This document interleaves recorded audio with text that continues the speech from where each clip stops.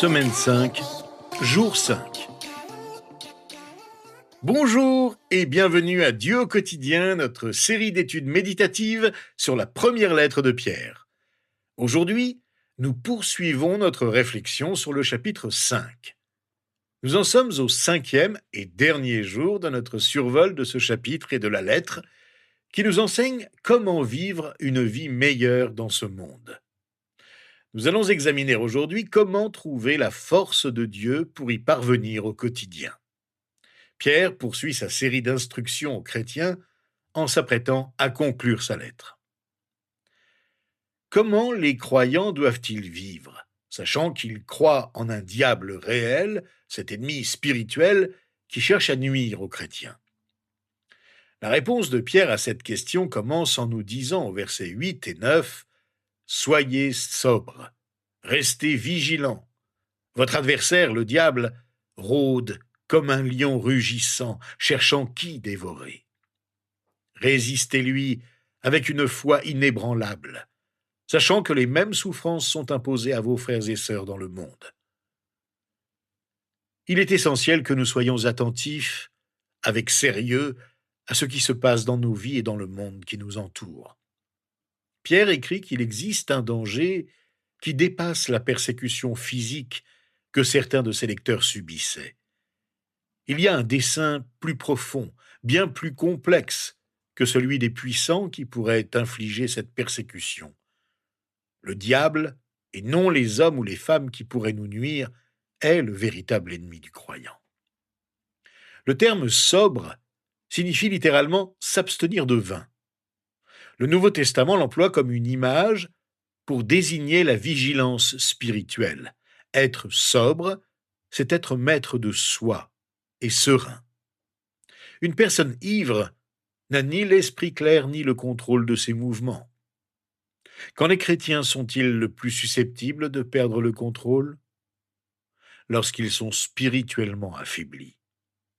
Les personnes sobres font preuve d'équilibre dans leur humeur, leurs pensées et leurs actions. Elles ne sont ni inconstantes, ni influencées par leurs propres idées ou celles d'autrui. Elles comprennent les situations auxquelles elles doivent faire face dans la vie. Le chrétien qui ne prête pas une attention soutenue aux attaques sataniques est en danger spirituel. Il doit rester vigilant, c'est-à-dire alerte et prudent. Le terme « vigilant » était employé dans le contexte militaire et désignait l'action de monter la garde.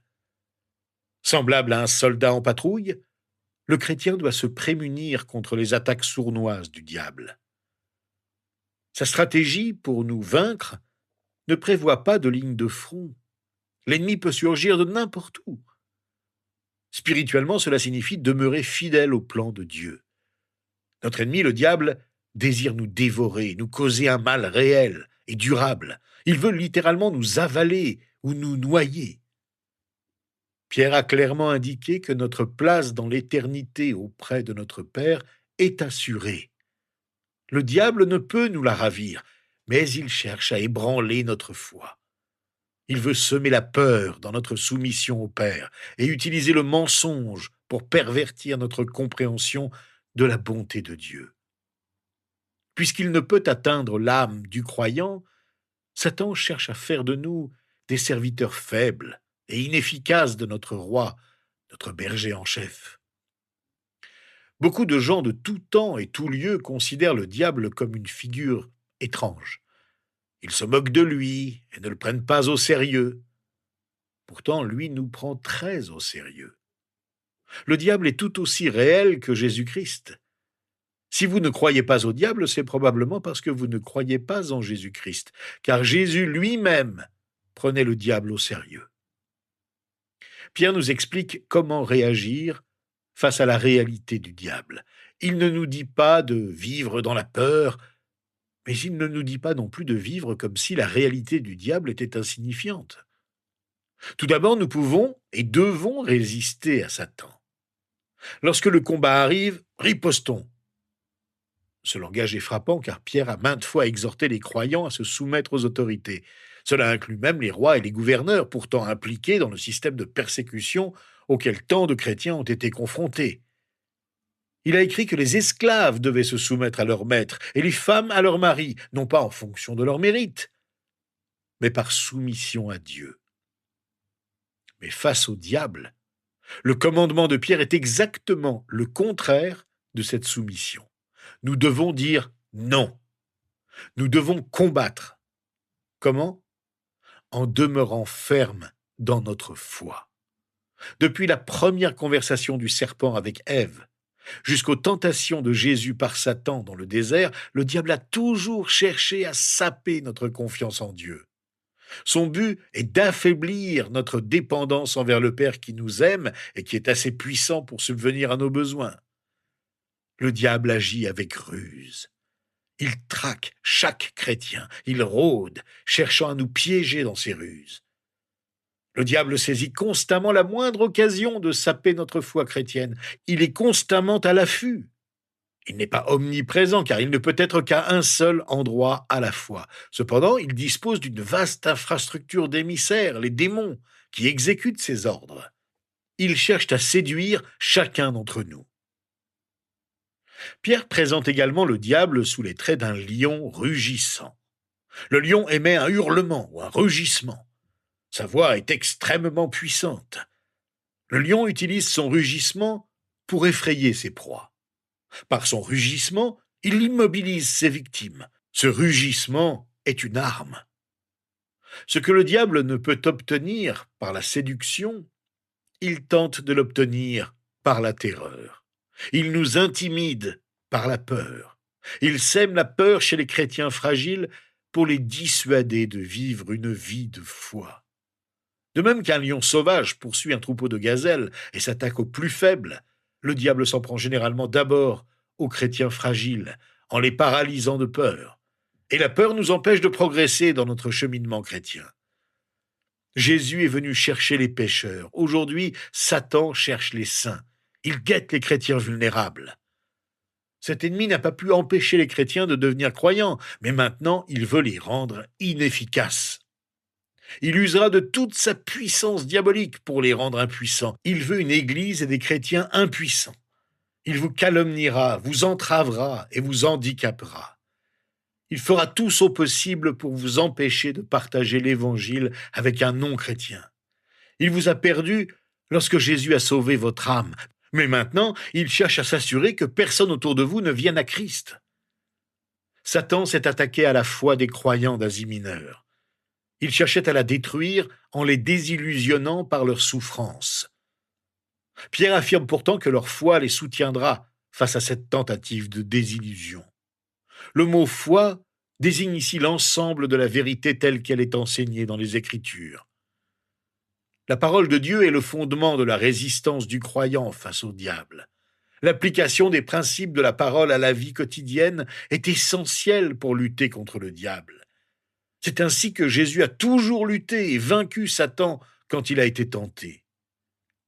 Soyons donc fermes dans notre foi, car Satan cherche à la détruire. Il veut nous entraîner dans l'apostasie en nous désillusionnant par la souffrance. Soyons inébranlables dans notre foi, car la victoire sur Satan se gagne par la foi dans les principes de la parole de Dieu. Lorsque nous prenons conscience des souffrances d'autres chrétiens en divers lieux, cela nous encourage à persévérer dans la foi. Cette prise de conscience nous unit également face à des expériences similaires. Ces expériences ne dureront pas, nous promet Pierre, qui déclare au verset 10 de notre chapitre « Le Dieu de toute grâce vous a appelé en Jésus-Christ à sa gloire éternelle. Après que vous aurez souffert un peu de temps, il vous rétablira lui-même, vous affermira, vous fortifiera, vous rendra inébranlable. » La fin des souffrances a été promise aux chrétiens. La souffrance est inévitable dans cette vie, mais elle prendra fin pour ceux qui ont foi en Christ. De plus, les croyants seront guéris de tout mal subi. Ce verset résume en une phrase percutante une grande partie de la lettre de Pierre. Pierre réaffirme que la souffrance est réelle, surtout pour ceux qui sont persécutés pour leur foi en Christ. Mais tous les chrétiens souffrent de diverses manières. Nous ne pouvons pas espérer que notre salut élimine la douleur et le chagrin dans cette vie. Le salut éternel signifie plutôt que la souffrance prendra fin un jour, et pour toujours. Notre Dieu est le Dieu de toute grâce, une faveur imméritée. Par sa grâce, il nous a sauvés du prix de notre péché, la mort éternelle, la séparation d'avec Dieu en enfer. Cela n'est possible que par la foi en Jésus-Christ. Par sa grâce, Dieu nous a appelés à partager sa gloire en Christ pour l'éternité. Tel est le destin de chaque croyant. À quoi ressemblera cette éternité? Pierre évoque 4 aspects. Dieu nous restaurera et nous perfectionnera. Il nous fortifiera, nous rendra fermes et inébranlables. Nous pouvons nous sentir faibles aujourd'hui, nous pouvons nous sentir épuisés, diminués, et voir s'éloigner toutes nos opportunités, nos perspectives dans cette vie. Mais lorsque Dieu nous rappellera à lui, il nous rendra tout ce qui nous est précieux, et bien plus encore. Il nous rendra forts et en sécurité pour toujours, telle est sa promesse. Voilà ce qui attend ceux qui placent leur foi en lui. Avant de conclure officiellement sa lettre dans les versets suivants, Pierre prononce une bénédiction au verset 11. À lui soit la gloire et la puissance au siècle des siècles. Amen. La bénédiction est offerte au Dieu de toute grâce mentionné au verset précédent. Outre le fait de bénir Dieu, la bénédiction de Pierre reflète une vérité simple. Toute la puissance et la souveraineté de l'univers appartiennent à Dieu, maintenant et pour l'éternité. Il ne faillira pas, il ne cédera pas. Il accomplira tout son dessein selon sa volonté et en son temps. Pour ceux qui subissent la persécution à cause de leur foi en Christ, cette vérité à elle seule est une immense source de réconfort. Le verset précédent promettait que le Dieu de toute grâce nous restaurera, nous affermira, nous fortifiera et nous rendra inébranlables après cette vie de souffrance. Ici, l'affirmation qu'il aura toujours le pouvoir de tenir cette promesse est un ancrage pour chaque croyant éprouvé. C'est le rappel dont nous avons besoin pour rester fermes dans notre foi en lui durant les épreuves.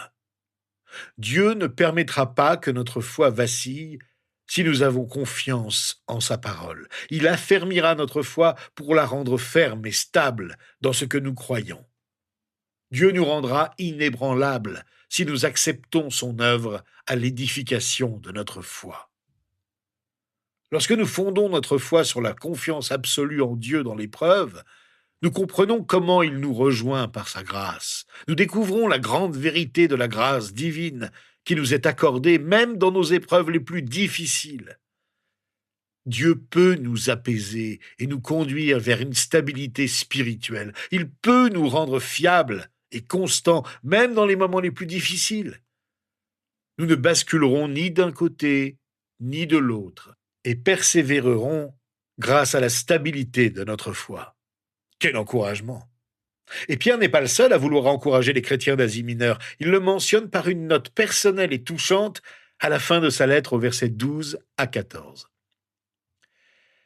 C'est par Sylvain, qui est à mes yeux un frère fidèle, que je vous ai écrit ces quelques mots pour vous encourager et pour vous attester que c'est bien à la véritable grâce de Dieu que vous êtes attachés. Ceux qui ont été choisis comme vous et sont à Babylone vous saluent, ainsi que Marc, mon fils. Saluez-vous les uns les autres par un baiser plein d'amour. Que la paix soit avec vous tous qui êtes en Jésus-Christ. L'apôtre a écrit sa lettre par l'intermédiaire d'un homme identifié comme Sylvain, ou Silas, son nom latin, selon les traductions. Dans les deux cas, la plupart des exégètes pensent qu'il s'agit du même homme qui a beaucoup voyagé et œuvré avec l'apôtre Paul. Il est possible que Pierre ait dicté sa lettre à Sylvain, qu'il a ensuite retranscrite. Ou bien Pierre l'a simplement envoyé porter cette lettre aux églises. Quoi qu'il en soit, il leur recommande Sylvain, le qualifiant de frère fidèle. L'Église ne peut se passer de personnes comme Sylvain. Il se contentait de rester dans l'ombre. Il servait volontiers, discrètement, pourvu que l'œuvre de Christ progresse. Pierre salue les églises chrétiennes d'Asie mineure au nom de ceux qui sont à Babylone. Il est fort probable que Babylone désigne la ville de Rome où devait se trouver Pierre. Pourquoi Rome? Les lecteurs juifs auraient reconnu en Babylone l'image traditionnelle de ceux qui s'opposaient au peuple de Dieu. Rome était alors le foyer géographique et politique de cette opposition. Pierre a peut-être cherché à protéger les chrétiens de Rome en utilisant Babylone comme métaphore. Quoi qu'il en soit, il affirme que les chrétiens qui sont avec lui ont été choisis par Dieu pour accomplir ses desseins. Il en va de même pour les chrétiens qui liraient sa lettre. Ils ont été choisis. Ceci relie la fin de sa lettre au début. Les croyants du monde entier partagent le sentiment d'appartenir à la famille de Dieu et d'être choisis pour accomplir ses desseins. Cela reste vrai quelles que soient leurs circonstances personnelles, où qu'ils vivent. Les chrétiens sont unis en Christ. Les églises éloignées les unes des autres devraient entretenir des liens d'affinité. Malgré la distance qui les sépare, elles ne font qu'une en Christ. L'élection commune des églises par Dieu nous unit pour toujours. Enfin, Pierre transmet les salutations de Marc qu'il appelle fils. Ce fils spirituel est très probablement le même Marc, également connu sous le nom de Jean-Marc, cousin de Barnabas, qui a voyagé et exercé son ministère avec Paul. Dans sa lettre aux Colossiens, Paul mentionne que Marc était avec lui à Rome, au chapitre 4, verset 10, ce qui renforce l'hypothèse que Pierre écrivait vraisemblablement de Rome. Pierre encourage ses lecteurs à se saluer en évoquant un baiser plein d'amour. Le baiser était une salutation courante entre amis et connaissances dans cette région du monde à cette époque. Plusieurs livres du Nouveau Testament encouragent les croyants à se saluer ainsi et parlent d'un saint baiser. Le baiser de bienvenue symbolisait la fraternité chrétienne. Ce baiser dépassait la simple salutation formelle. La communauté chrétienne rassemblait esclaves et libres. Le baiser chrétien illustrait leur unité en Christ. Cette salutation dissipait les préjugés ni des distinctions sociales. Il n'y a ni condescendance, ni manque de respect lorsqu'on offre ce type de salutation. Les chrétiens sont invités à être chaleureux et proches les uns des autres. Enfin, Pierre termine par une prière sincère pour la paix de tous les chrétiens qui liront sa lettre. Étant donné que nombre de ses premiers lecteurs étaient ou allaient être persécutés pour leur foi, cette prière n'est pas une simple politesse, c'est l'espoir profond que leur situation change. C'est aussi une prière pour qu'ils fassent l'expérience de cette même confiance dont Pierre parle dans cette lettre, quelles que soient les épreuves qu'ils rencontrent. Dans leurs difficultés, les chrétiens aspirent à la paix. C'est en Christ, et seulement en Christ, que nous pouvons la trouver.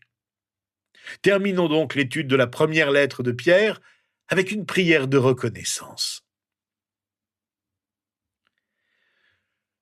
Nous te remercions, notre Dieu et notre Père, parce qu'en Christ, nous avons découvert la paix profonde, celle que nous apprécions tant, car nous avons pu rejeter sur toi tous nos soucis. Ô Dieu de toute grâce, merci pour la foi inébranlable, qui nous permet de résister au diable et à ses démons, aux tentations de toutes sortes. Merci de nous relever lorsque nous tombons dans ces pièges. Nous pensons à tous nos frères et sœurs qui sont engagés dans le même combat que nous, où qu'ils soient, et te prions de les aider à vaincre le mal, à progresser dans leur foi, en sachant que nous pouvons tous venir à toi et marcher dans tes voies sous ta main puissante. Merci Seigneur d'avoir inspiré l'apôtre Pierre. Nous n'avons pas saisi toute la profondeur de son enseignement, mais nous savons en qui nous croyons et pouvons te suivre confiants que le défi qu'il nous lance dans sa lettre peut être relevé avec courage grâce à ton esprit qui nous guide et nous rassure. Reçois notre louange au nom de Jésus. Amen.